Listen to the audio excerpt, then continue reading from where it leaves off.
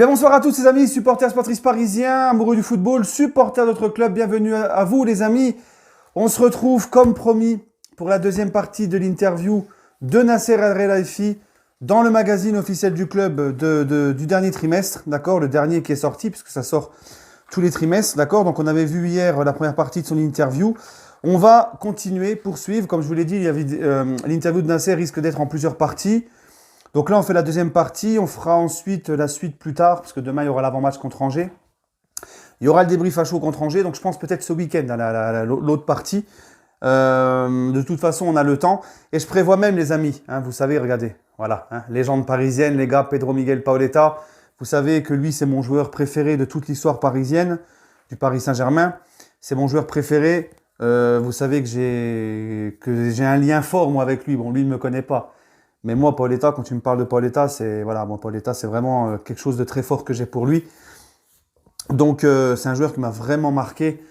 Et c'est mon joueur préféré de toute l'histoire du Paris Saint-Germain. Donc, je prévois de faire une vidéo sur Pedro Miguel Paoletta. Je l'avais déjà fait à l'époque, au tout début de ma chaîne, mais la qualité était médiocre. J'étais pas aussi à l'aise devant la caméra. Donc, je prévois vraiment de la refaire et en mieux encore. Voilà, d'accord? Donc, celle-là aussi, on va se la faire, je pense, mais pendant la trêve de novembre. Voilà. Donc, la suite de l'interview de Nasser, les amis, il parle, hein, voilà. Il parle de David Beckham, les gars. Et Nasser nous dit, nous avons recruté David de janvier à juin 2013, lors de ses 6 derniers mois avant sa retraite sportive, au bout d'une des plus belles carrières de l'histoire du foot. Sa venue au PSG aura été très importante pour le club. David a apporté son incroyable professionnalisme et il a été unanimement et énormément apprécié. Quelque part, il aura été le joueur parfait. Je vous l'assure, vous aimeriez que tous les joueurs soient comme lui. Qu'il soit professionnel, sérieux, élégant, combattant, comme lui. Et respectueux comme lui. Toutes ces qualités étaient réunies dans un joueur. Et ce joueur, c'était David Beckham. Voilà, donc il a résumé en gros ce qu'était David Beckham, hein, la carrière de Beckham, qui est une vraie icône partout, hein, surtout en Asie. Hein. Beckham, il y a eu même des films sur lui. Ça a été un joueur qui a fait partie des Galactiques du Real Madrid. Ça a été un des grands joueurs de sa génération. Et puis, c'est un honneur pour nous, parce qu'il a quand même terminé sa carrière. Il a joué son dernier match et il a lâché des larmes à sa sortie du terrain pour son dernier match avec le Paris Saint-Germain. Ce joueur-là, qui est mondialement connu, qui est un joueur qui a marqué son époque, a terminé sa carrière au Paris Saint-Germain. Et ça, c'est un honneur pour notre club, c'est un honneur pour nous. Il sera resté que 6 mois, mais il fait partie de l'histoire parisienne. D'ailleurs, dans ce même livre, hein, il y a l'interview de Beckham sur le PSG, où il revient sur son passage et tout. Peut-être qu'on le fera aussi, celui-là. Hein, dites-moi si vous voulez qu'on le fasse. Donc, et quand le PSG va chercher Beckham, comme il le dit Nasser, hein, sa venue aura été très importante pour le club. Parce que quand tu vas chercher Beckham, on le sait tous, quand Beckham arrive au Paris Saint-Germain, il est en fin de carrière, c'est ses 6 derniers mois, il vient des Los Angeles Galaxy en MLS, hein, c'est pas un niveau incroyable, on sait qu'il est sur la fin, on sait qu'il n'a pas un niveau de fou.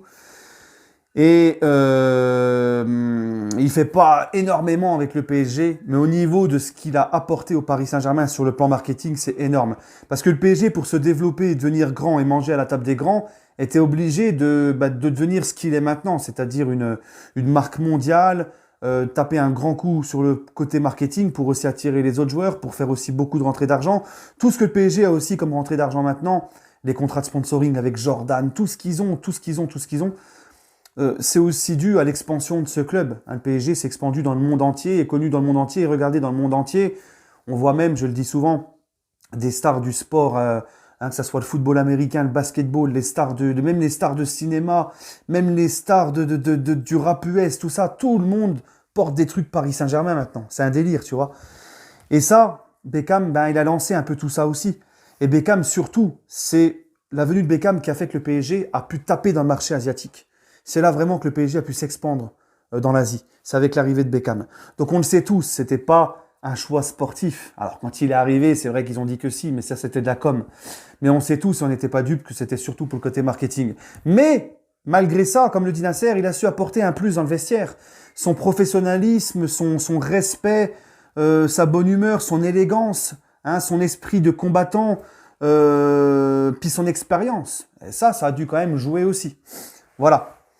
Donc, Nasser nous dit, et ça j'ai bien aimé aussi, parce que je dis souvent, les trophées nationaux sont très importants. Donc il dit, le championnat de France 2013, notre premier trophée, 2 ans après notre arrivée au club. Sur le moment, on se dit, ok, on commence à obtenir le résultat de notre travail. Ce premier trophée était très spécial pour nous, car nous savions que le club, la ville et les fans l'attendaient depuis 19 ans, depuis 94, la date à laquelle moi je supporte le Paris Saint-Germain. Ce n'était pas facile de conquérir ce titre. C'est pourquoi je ressens alors une grande fierté du travail accompli par le club et par les joueurs. Ramener ce trophée à Paris, après tant d'années, nous laissera pour toujours une trace fantastique dans nos mémoires. L'atmosphère dans la ville était extraordinaire. Malheureusement, la fête gâchée par quelques pseudo-supporters qui ont tout pété au Trocadéro. Mais bon, ça c'est... voilà. Sur notre feuille de route, le premier objectif était clairement de gagner le championnat de France. Parce que tous les trophées nationaux sont très importants à nos yeux. Et parce qu'un statut de champion vous qualifie pour la Ligue des Champions. Nous pouvons aussi nous qualifier vers la 2e place du classement final de la Ligue 1, mais ce ne sera jamais la place que nous viserons. Remporter le championnat fera toujours partie de nos objectifs majeurs. Et là, il a raison, Nasser. C'est vrai que l'année dernière, on a fini 2e, on s'est qualifié pour la Ligue des Champions, mais on était tous dégoûtés, tu vois. Nous avons d'autant plus apprécié ce premier titre que nous avions échoué l'année précédente face au parcours exceptionnel de Montpellier. Tout le monde se rappelle la première saison des Qataris, avant que Zlatan et tout arrivent. Montpellier qui est sacré champion à la dernière journée. Le club de mon ami Louis Nicolin. Très ému, entre parenthèses, très ému. Moi aussi, ça m'a particulièrement très touché la petite parenthèse sur Montpellier, mais le décès de Loulou Nicolin, parce que c'est quelqu'un qui a fait beaucoup pour sa ville à Montpellier. Moi, je le sais, ma mère, elle habite à Montpellier, elle s'est remariée avec un homme à Montpellier, mon beau-père. Et ça fait depuis que j'ai 12 ans, donc ça fait maintenant, ça fait 21 ans. D'accord, que ma mère est sur Montpellier. Donc, je connais très bien qui est Loulou Nicolin. D'accord, parce que dans la famille de mon beau-père, ils sont tous pour Montpellier. Un peu pour Marseille aussi. Mais en général, pour Montpellier, il y en a même qui font partie des Ultras de la Paillade à Montpellier. Et des cousins à moi et tout. Et du coup, Loulou Nicolin, c'était quelqu'un non seulement dans la ville, qui a fait beaucoup pour la ville. Et puis pour l'emploi, pour les quartiers, pour beaucoup de choses à Montpellier. Et énormément pour son club, d'accord. C'était moi, quand il est décédé, ça m'a fait beaucoup de mal. Parce que c'était un super président, un super mec. Alors, il avait son côté grande gueule, mais moi, j'aime ça. Moi aussi, je suis comme ça, grande gueule. Et lui, quand il avait quelque chose à dire, un peu comme moi, il n'envoyait pas recommander pour te le dire. Tu vois, il te le disait cash. Et ça faisait son charme à Loulou. Bref, donc il poursuit Nasser. Loulou était quelqu'un de vraiment spécial pour moi. J'aimerais tellement qu'il soit encore parmi nous aujourd'hui. En 2012, à la fin de notre première saison au PSG, je me sentais triste pour nous de ne pas avoir gagné le titre. J'étais vraiment heureux pour lui que son club remporte le championnat. Voyez l'humilité quand même de Nasser. Loulou le méritait tellement après presque 40 ans à la tête du club dans le costume du président. Il était président depuis 1974, Louis Nicolin de Montpellier. Un président passionné, profondément humain. Donc c'est ce que je vous disais aussi. Récemment encore, je parlais de Loulou avec un de mes amis, Vincent Labrune, le président de la Ligue de football professionnel. Je lui racontais que du vivant de Loulou, je disais toujours, cet homme, quoi qu'il me demande, je ne dirai jamais non. C'est la seule personne dans ce cas ici, en France. Il sourit. Aujourd'hui, j'entretiens une excellente relation avec son fils, Laurent Nicolin, donc le nouveau président de Montpellier qui a repris le flambeau. Donc avec son fils Laurent. À la tête de Montpellier, il se débrouille très bien. Il poursuit l'œuvre admirable de son père qui restera toujours dans mon cœur. Donc on voit vraiment, vraiment la déclaration d'amour de Nasser envers Loulou et ça fait plaisir. Mais quand il parle à Nasser des trophées nationaux, qui sont très importants, combien de fois je vous l'ai dit, parce que c'est vrai qu'on a tendance à dire le PSG, c'est la logique des choses qu'on gagne au championnat avec l'équipe qu'on a, tout ça. Mais on ne doit jamais cracher, ne serait-ce que sur un trophée des champions, sur le titre de champion encore plus. Le Bayern de Munich, je suis désolé, qui a le plus gros effectif en Allemagne, qui pille les meilleurs joueurs de leur championnat tout le temps. Le Bayern survole leur championnat. Et ça fait, je crois, 8 ou 9 titres consécutifs qu'ils ont, le Bayern. Mais c'est toujours important pour eux de les gagner. Ils vont toujours les gagner. La Juve en Italie, c'était pareil. Bon, l'année dernière, il y a eu l'Inter, mais normalement, ça faisait combien de temps que la Juve avait gagné le championnat de suite? Au moins 7-8 fois. Tu vois, en Espagne, ça, mis à part l'Atlético 1 ou 2 ans sur les 10 dernières années, c'est souvent le Barça ou le Real. En Italie, c'est souvent Manchester City. Donc voilà, c'est pas parce qu'on est favori à chaque fois qu'il faut minimiser nos titres de champion et se dire que c'est rien. C'est quand même important pour nous de gagner les titres. Même les Coupes de France, des fois on se moquait de nous. Des millions pour gagner la Coupe de la Ligue. Ouais, mais c'est un trophée. Et ça fait partie de ton palmarès. Et comme je l'ai dit, ton histoire, tu l'inscris avec ton palmarès. Ton palmarès se permet donc de construire l'histoire de ton club. D'accord? Et dans l'histoire de ton club et dans les palmarès de ton club, eh ben, il y a les titres nationaux. Voilà, que ça soit la Ligue 1 facile ou pas, c'est toujours important. Et moi, je suis toujours heureux de voir le PSG soulever la Ligue 1. D'accord? D'ailleurs, j'étais dégoûté l'année dernière quand on a perdu. Donc voilà, faut pas minimiser ça. Et il a raison, Nasser. C'est comme ça que tu te construis déjà un esprit de gagnant. Il faut tout gagner. Et c'est comme ça que tu construis l'histoire de ton club. On a assez galéré avant. Vous avez vu, de 94 jusqu'à 2013, les gars. 19 ans sans titre de champion de France. D'accord? Donc moi, que ça soit Coupe de la Ligue, Coupe de France, même le Trophée des Champions, le championnat, tout ce qui est national, certains minimisent, moi non, tu vois, c'est quand même assez important. Même si l'objectif principal, et là où on va juger le plus principalement le Paris Saint-Germain, c'est en Ligue des Champions, ça c'est sûr. Donc là, Nasser nous parle de Neymar. Au début, peu de gens nous imaginaient capables de recruter l'un des tout meilleurs joueurs du monde. Et pourtant, non seulement il nous a rejoints, mais il vient en plus de prolonger son contrat jusqu'en 2025. Il a fait ce choix parce qu'il est très heureux dans notre club et nous sommes également très heureux avec lui. Des deux côtés, cette prolongation marque un signe d'engagement très fort. Ney est un joueur exceptionnel, de ceux qui font basculer les matchs et rêver tous les amoureux de sport. Je suis très heureux de me dire que le public du Parc des Princes continuera d'apprécier ses gestes incroyables, ses buts, ses passes pendant de nombreuses saisons.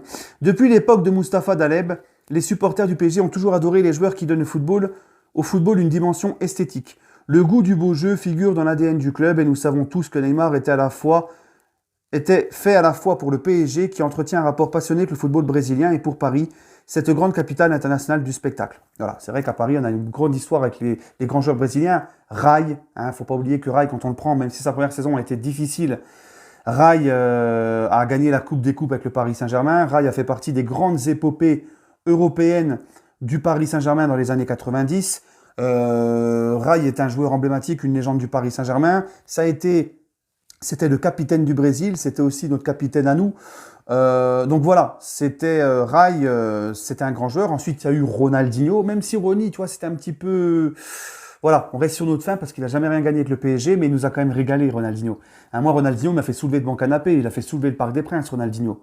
D'accord? Moi, je l'ai vu jouer une ou deux fois au parc, c'était extraordinaire.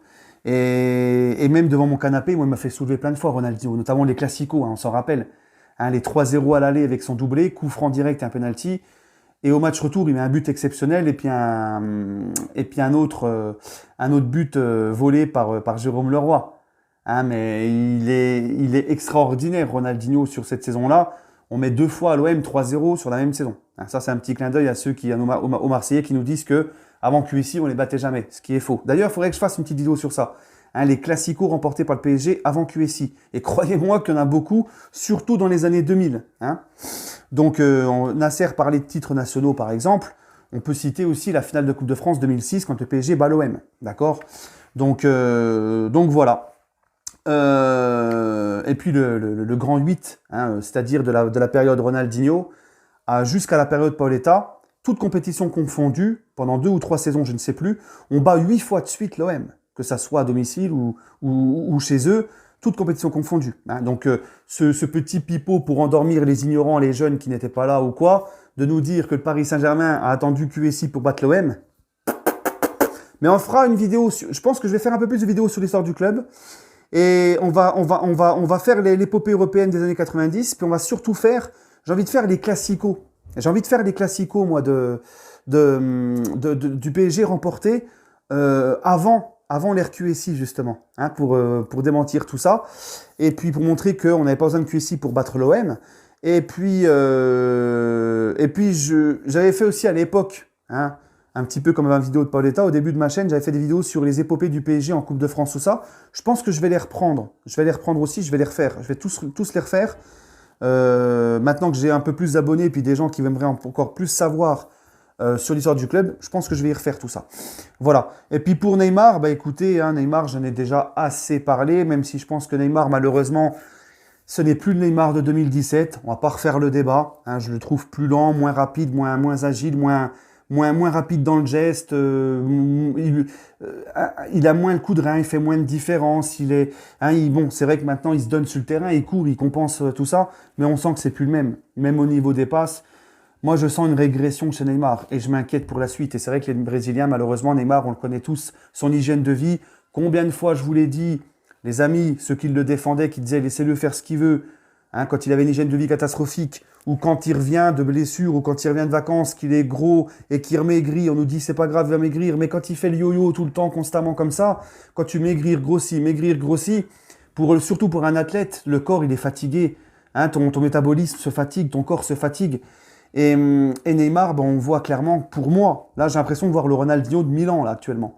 Ça n'a rien à voir avec le Neymar qui faisait pipi sur la Ligue 1 lorsqu'il est arrivé. Là, Neymar, on voit que même en Ligue 1, il perd un gros nombre de ballons, il a plus son coup de rein, il fait beaucoup de mauvaises passes, beaucoup de mauvais choix. Certes, il se donne sur le terrain, mais il compense un petit peu, tu vois. Mais voilà, moi je suis, personnellement, bon, Nasser, il nous dit ça, mais moi je suis inquiet. Je suis inquiet pour Neymar, je peux me tromper. Après, on n'avait pas le choix de prolonger. De toute façon, je pense pas qu'un club aurait pu le prendre avec son salaire et sa régression et le gros salaire qu'il a. Ça reste quand même positif, comme je l'ai dit, sur le côté business marketing, parce que Neymar, ça reste quand même un joueur qui est très coté, hein, au niveau du marketing, au niveau de tout. Donc, ça te permet encore de négocier des contrats, de garder certains contrats. Mais voilà, j'ai plus l'impression que sur le plan sportif, le Ney, voilà. Je peux me tromper, les gars. Mais voilà, moi, il me fait, et je dis pas, moi, ça me fait mal au cœur de dire ça. Je dis pas ça pour me taper sur lui, parce que moi, je veux bien du club. Et un Neymar exceptionnel, c'est le mieux pour notre club. Mais malheureusement, voilà. Mais c'est souvent comme ça, les Brésiliens. Hein, l'hygiène de vie, c'est bien quand ils sont jeunes. Ils arrivent à faire abstraction, tout ça. Un peu comme Ronaldinho. Il faisait la bringue. Quand il était jeune, il arrivait pas d'équité sur le terrain, il pétait tout. Hein, et puis, bah, approché vers la trentaine, ça te rattrape. Voilà. Donc, tous les écarts, ben, voilà. Bon, bref, les amis. Oh là là, 16 minutes 30 la vidéo. Bon, allez, les amis, on continuera ce week-end, d'accord, hein, c'est vrai que ça passe trop vite le temps. Il reste encore des pages. Hein. Allez, on fera la suite ce week-end. Demain, l'avant-match contre Angers. Et puis, vendredi, le débrief à chaud PSG Angers. Je suis très content de retrouver notre PSG. Allez, prenez soin de vous, les amis, et allez Paris.